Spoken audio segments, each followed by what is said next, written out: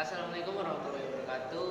Perkenalkan, nama saya Aditya Firasman dengan NIM 2417-2001, program studi ilmu pemerintahan.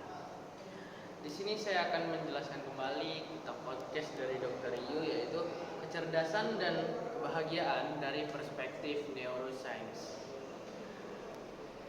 Dari podcast tersebut menceritakan tentang masa kecil yang unik dan ketertarikan pada ilmu pemerintahan.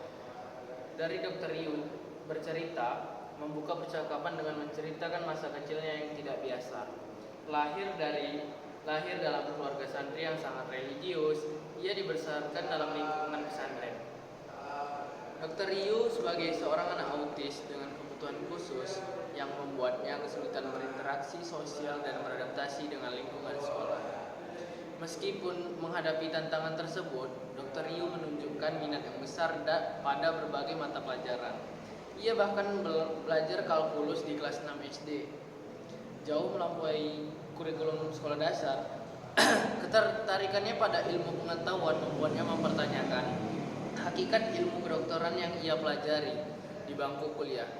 Dr. Yu menyadari bahwa kedokteran lebih merupakan teknologi dan aplikasi ilmu pengetahuan yang melibatkan moralitas dan etika.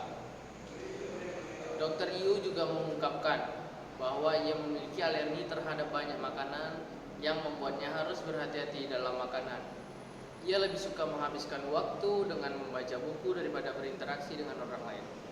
Dr. Yu merasa lebih nyaman berbicara dengan benda mati seperti botol ataupun hewan seperti kucing dan juga tumbuhan. Baginya, orang-orang yang sering menyampaikan hal yang tidak benar sehingga ia menganggap mereka sebagai pembohong.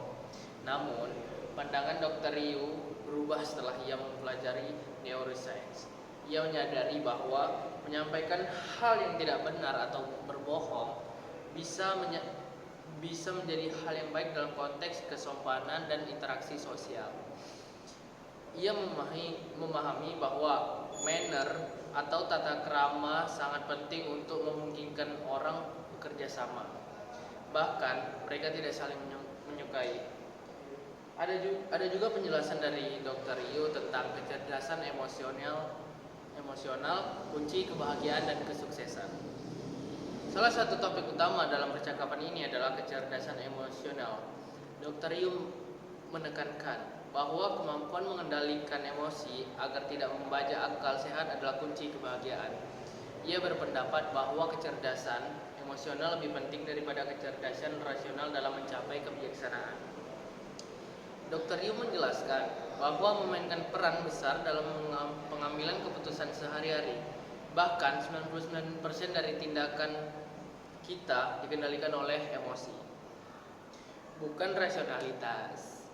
Ia mencontohkan situasi ketika seseorang menyadari bahwa mobilnya memiliki nomor plat ganjil, sementara hari itu adalah tanggal genap. Orang tersebut secara otomatis berlari untuk mencari taksi tanpa berpikir panjang. Tindakan ini didorong oleh emosi, bukan rasionalitas. Dr. Yu juga menjelaskan bahwa kecerdasan adalah kemampuan individu atau spesies untuk bertahan hidup selama mungkin. Kecerdasan manusia telah meningkatkan secara signifikan dalam 50 tahun terakhir karena kecerdasan komunal dan kumulatif.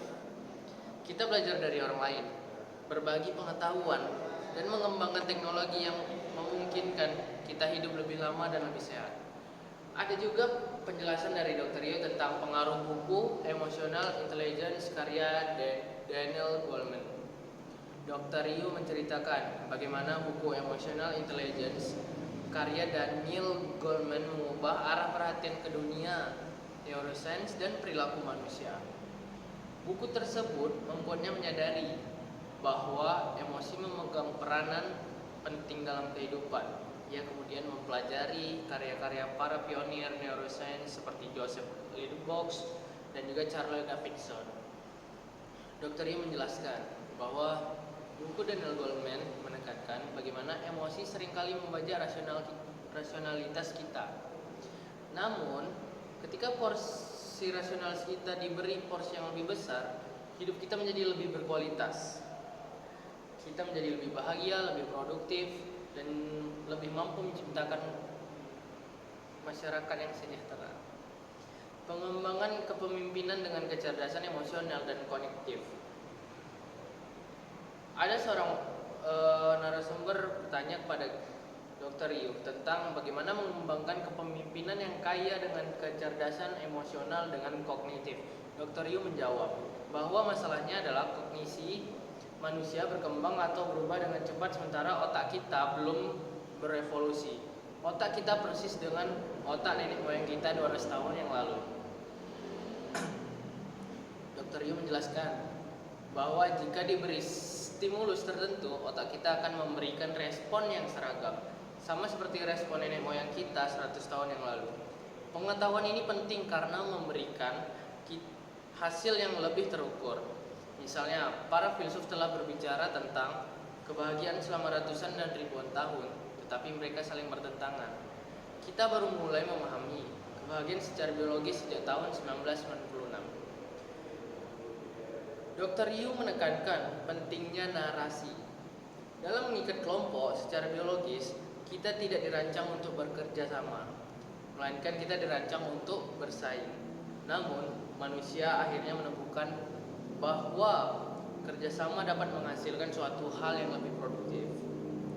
Kerjasama membutuhkan narasi yang kuat untuk menyatukan orang-orang yang memotivasi mereka untuk bekerja menuju tujuan bersama. Dr. Yu mencontohkan bagaimana membangun rudal nuklir membutuhkan kerjasama dari puluhan ribu orang yang tidak mengetahui apa yang sebenarnya mereka lakukan. Penambangan uranium di Papua Nugini tidak sebenarnya mereka lakukan. Penambangan uranium di Papua Nugini tidak tahu apa yang mereka gali. Sopir truk tidak tahu apa yang diangkutnya. Kapten kapal tidak memikirkan apa yang dibawanya. Mereka semua melakukan bagian mereka, meskipun mereka tidak memahami tujuan akhir dari pekerjaan mereka. Kemudian penjelasan dari Dr. Yu yang terakhir yaitu keseimbangan alam dan Indonesia 2045. Dr. Yu juga membahas tentang pentingnya menjaga keseimbangan alam. Ia menjelaskan bahwa entropi akan selalu ada dan manusia harus belajar menghadapinya dengan bijaksana. Kita harus menjaga keseimbangan antara pembangunan dan pelestarian lain. Menjelang akhir percakapan, seorang narasumber bertanya kepada Dr. Yu tentang harapannya untuk Indonesia di tahun 2045. Dr. Yu berharap Indonesia menjadi negara yang lebih maju dan sejahtera. Ia menekankan pentingnya mempersiapkan generasi muda untuk menghadapi tantangan global.